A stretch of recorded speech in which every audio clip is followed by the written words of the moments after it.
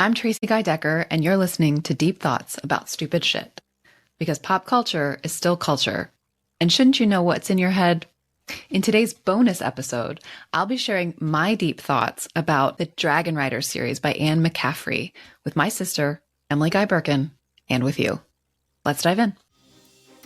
Have you ever had something you love dismissed because it's just pop culture? What others might deem stupid shit, you know matters. You know it's worth talking and thinking about. And so do we. So come overthink with us as we delve into our deep thoughts about stupid shit. This show is a labor of love, but that doesn't make it free to produce. If you enjoy it even half as much as we do, please consider helping to keep us overthinking. You can support us at our Patreon. There's a link in the show notes. Or leave a positive review so others can find us. And of course, share the show with your people. All right, Em. What do you remember about the Dragonriders of Pern? So I remember that you really liked them.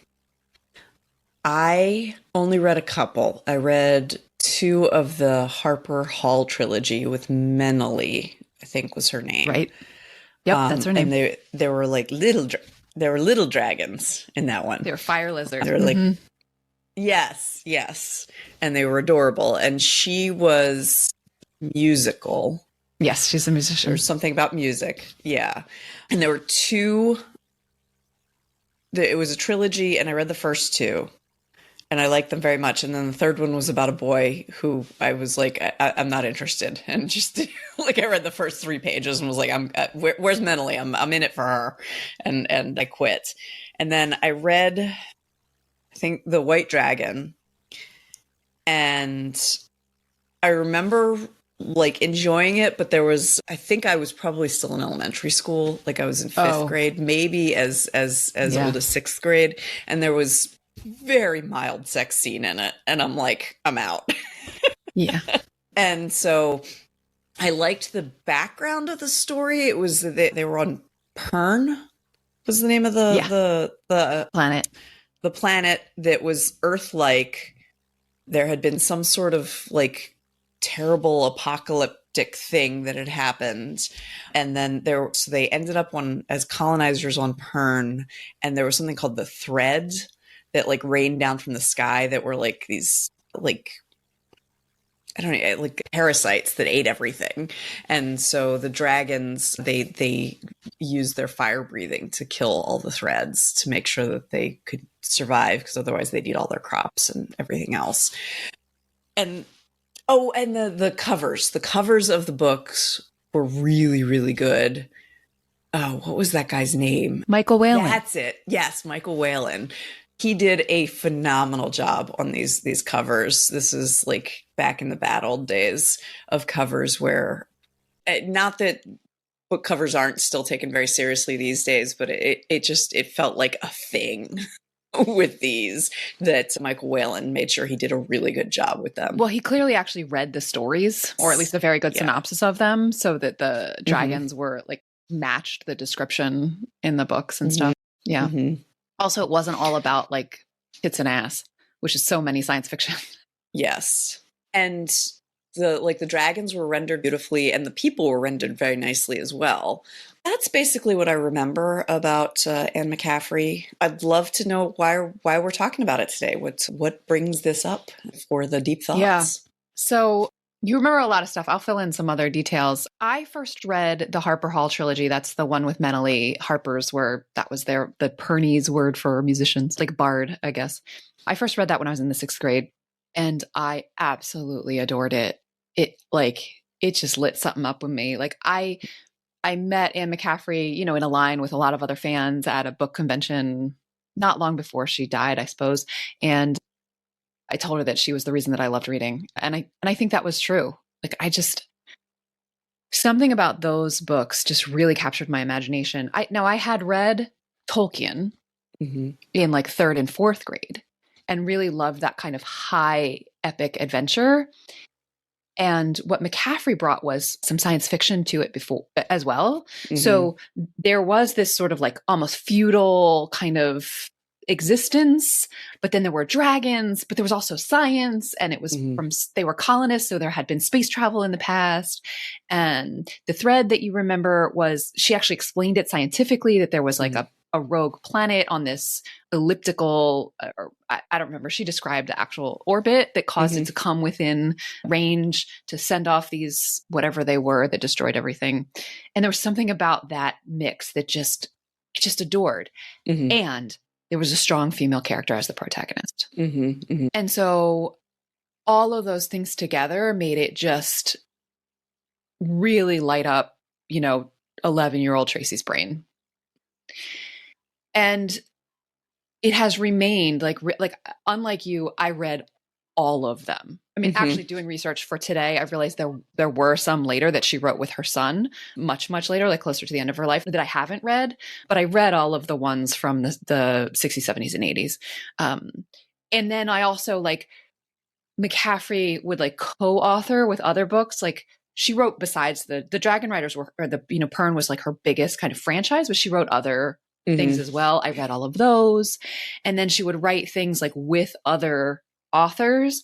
And through that, I found Elizabeth Moon, who wrote the Paxenarion series that, oh my God, like I just absolutely adored. And so McCaffrey kind of looms large as this like pillar of the kinds of literature that I love, the kinds of characters I love, the kinds of scenarios that I love. I still, listeners, I don't know if you do this, but I have like the good bookshelves in my house that have like the books that like I want you to peruse, that I want you to see, sort of my literary history. McCaffrey's books are on there, like the hardcovers that I bought with the nice dust jackets with the Michael Whalen paintings. So that's kind of like where she sits in my literary DNA. And so I wanted to take some time with you, Em, to kind of look back at that a little bit, especially since the strong female protagonist was a big part of what drew me to it. So I'm not going to go into everything because there's a lot, and there's a lot of fandom out there and has been for a long time. So, and I haven't done sufficient research to do that justice. So I just want to name that. I want to look at gender and whether or not Pern and McCaffrey's treatment is feminist, and how it stands up and how it doesn't. That's specifically where I want to focus. Now, the two of us, we meander sometimes, so I'm not going to like stop us from meandering, but that's going to be my sort of main focus. Okay. So let me give like a little bit bigger, like Emily gave a couple of like snapshots of what she remembers. So let me see if I can give a little bit more of the picture. So the kind of backstory of this Dragonriders of Pern franchise is that some distant future, we Earthlings are colonizing all Earth-like planets that we can find. We find this one, we name it Pern, we settle, and then within a generation, the rogue planet that sets off the thread, like comes with too close and kills a lot of people and destroys crops.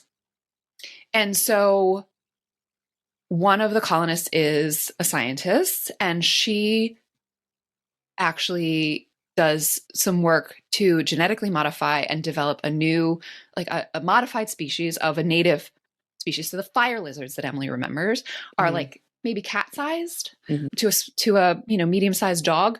And the colonists notice that these fire lizards they chew phosphorus rock, they call it firestone, and are able to breathe fire. And the lizard fire destroys thread. But these things are little. Like they couldn't possibly protect the whole planet. And so this scientist decides to create this new version of them, which is large enough for human beings to ride. And she actually has it planned out. So however many generations, she has like a target size she wants them to be. And she works it up. So the very first clutch, they call a litter, they lay eggs. The very first clutch are like about horse sized. And then eventually they get actually quite big, like 45 feet. Because of the threat of thread, the colonists lose all contact with their Earth origins. Earth is just like a legend, a mythos of their past. And they lose a lot of the technology that brought them there. Not all, but a lot. And they set up this almost feudal structure where the dragon riders become sort of the lords, right? Like what the landholders would have been in feudal England. It's not around farming though, but they do tithe. And they call it tithing, so that the farmers who own their own land and the other guilds people like tithe to the dragon riders. Okay, so that's sort of the societal structure. The thing is, the thread only comes when that rogue planet is close enough to kind of it's so that it's whatever's being cast off from it enters the atmosphere of Pern. So it'll go between 40 and a couple hundred years between that pass, because it's an irregular orbit, exactly. Like Pluto. I want to say erratic, but it's not erratic, it's irregular. That's the right word. Thank you. And so the first pieces that McCaffrey wrote, there were some novellas that were published in a science fiction magazine called Analog. Those first pieces became Dragonflight, Dragon Quest, and the White Dragon, which was the one that you remember. So that was a first trilogy, the first of which was published in 1968. And we meet a woman who becomes a dragon rider. Now, the dragons also have sort of a hierarchical structure. They're different colors, and the different colors also align with different sexes. So the only female dragons are gold, who are queens, also called queens, and blue. And then there's also bronze, brown, and green. Bronze, brown, and green are all male. There is a phenomenon whereby and this happens to fire lizards as well. Fire lizards and dragons are, what's the word I'm looking for? Telekinetic? Not just telekinetic, but yes, they are, but actually more important than that is telepathic. Oh, okay. So dragons have higher thought and language. They don't speak with their voices. So they have telepathic connections.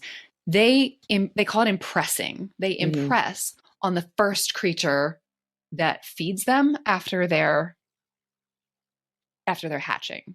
So in the Harper Hall trilogy with Meneley, which was my introduction, Meneley accidentally impresses 12 fire lizards because she happens to be in a cave where they are hatching during a thread storm, and the babies, as they hatch, like go out to go find food because they're starving, but thread is falling, and so they're like, she sees one or two like go out and immediately die because they get hit by thread. So she's grabbing them as they come out and like feeding them, and accidentally impresses 12 fire lizards, which may be why I have too many pets now. Possibly. So the dragons impress on the person that will be their rider. And it is very clear that the dragon chooses their rider. Now they choose from among who's in front of them, but they choose. It's not like Meneley where she grabbed the fire lizard and put chicken in its mouth. It's the dragon speaks to, I'm putting quotes around the word speaks, telepathically to the person that they want to be their rider. And McCaffrey had somewhat rigid rules about the sex and sexuality of the human that could impress the dragons of the different colors. So only heterosexual women, and this is all cis, like McCaffrey didn't even acknowledge the possibility of genderqueer folks, which in 68 makes sense. So only heterosexual women can impress the gold, the queens, and then only heterosexual men, the bronzes, and then only homosexual men, the greens, the sort of smaller male dragons, the smallest of the male dragons. And they do go down in size in the order that I said. And like McCaffrey was like very specific and rigid about this. And then like later in her life, in the existence of the franchise, she sort of softened a little bit and would be like, well, maybe like a butch or masculine lesbian could impress, it was, when I was reading this to prepare for today, I was like, whoa, I didn't remember any of this. And this is like kind of freaking me out a little bit, Now, that gets to the reason why I was like, I was out, and I was young. I mean, I was 11 or 12 reading The White Dragon, and the sex scene is not just between the two riders. Their dragons are also having sex at the same time. Exactly. And that was like, I can't, it just weirded me out. Yeah. Yeah. So that's actually precisely why she was so particular about the sexuality of the riders, because of the telepathic link. Hey there, deep thinker. If you want to hear the rest of my deep thoughts about dragon sex, you'll have to become a patron and confirm your place in the Guy Girl family. Not only will you get access to more and early deep thoughts, you'll be helping make sure this sibling revelry can continue. Find the link in the show notes. And thanks. Our theme music is Professor Umlaut by Kevin MacLeod from incompetech.com. Find full music credits in the show notes. Until next time, remember, pop culture is still culture. And shouldn't you know what's in your head?